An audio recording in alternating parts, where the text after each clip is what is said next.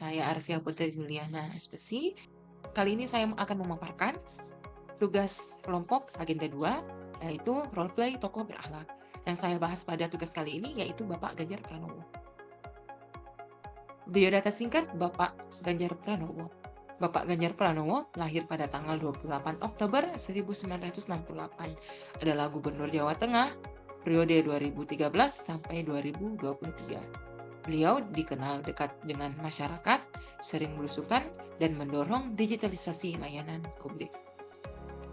Nilai berakhlak yang terlihat dari beliau adalah yang pertama, orientasi pelayanan dengan turun langsung ke masyarakat. Yang kedua, akuntabel lewat keterbukaan. Yang ketiga, kompeten dalam pengelolaan pembangunan. Yang keempat, harmonis dalam menjaga komunikasi dengan semua pihak. Yang kelima, loyal pada Pancasila dan NKRI. Yang keenam, adaptif saat menghadapi pandemi. Serta yang terakhir, kolaboratif dengan masyarakat dan stakeholder lainnya. Saya Siti Nisha. Di sini saya akan memaparkan role model tokoh berakhlak Bapak Ridwan Kamil. Siapa itu RK? RK itu adalah sapaan dari Ridwan Kamil. Beliau adalah Wali Kota Bandung periode 2013 sampai 2018 dan Gubernur Jawa Barat periode 2018 sampai 2023. RK dikenal sebagai arsitek ternama, tokoh inovatif dalam pemerintahan, tokoh politik nasional, dekat dengan anak muda, dan mendorong smart city.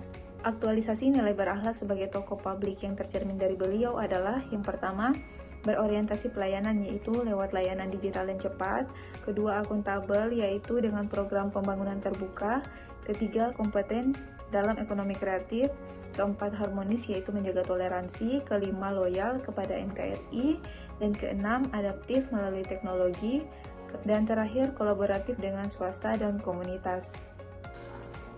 Tokoh panutan yang saya pilih adalah Dr. Insinyur Tri Risma Harani atau akrab disapa Risma, merupakan Menteri Sosial Republik Indonesia sekaligus mantan Wali Kota Surabaya. Beliau dikenal tegas, merakyat, dan peduli terhadap masalah sosial. Jejak beliau adalah mengubah kota Surabaya menjadi kota yang modern, bersih, dan hijau.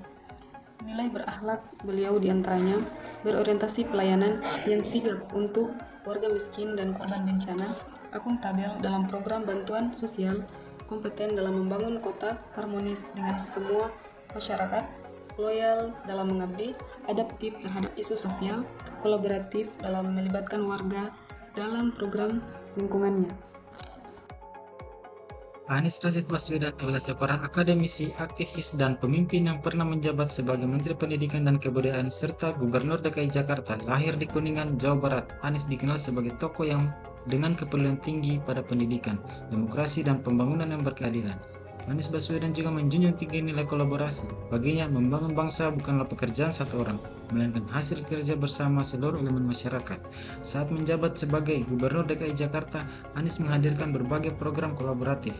Salah satunya adalah Jakarta Collaboration Festival, ruang yang mempertemukan pemerintah, komunitas, dunia usaha, dan warga untuk bersama-sama merancang solusi kota.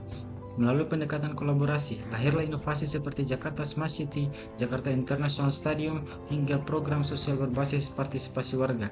Semua ini menunjukkan bahwa kolaborasi bukan sekedar kerjasama, tetapi gerakan kolektif untuk menghadirkan keadilan sosial. Nilai kolaborasi juga dipegang Anies sejalan dengan Core ASN, di mana setiap aparatur dituntut mampu membangun sinergi, terbuka terhadap ide, dan bekerja bersama demi kepentingan masyarakat. Sakti Wahyu Trenggono, Menteri Kelautan dan Perikanan. Menteri Kelautan dan Perikanan Republik Indonesia periode 2024-2029. Sakti Wahyu Trenggono sebagai salah satu tokoh yang mengimplementasikan nilai-nilai berakhlak. Berorientasi pelayanan.